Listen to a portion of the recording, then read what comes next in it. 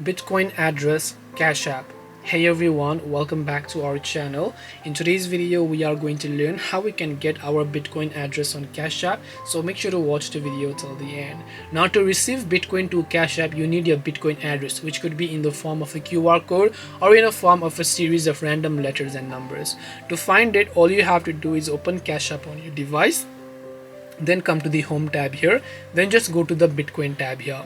Now just scroll down to the bottom, you'll find the option called deposit Bitcoin. So depositing Bitcoin basically means you should be able to get your Bitcoin address here. You can see, so you can tap on Bitcoin address, then if you are eligible you'll find a Bitcoin address which you can choose to copy. In my case, I don't have my account verified, that's why it's showing it's not eligible, but if your account is verified you'll be able to get those Bitcoin addresses.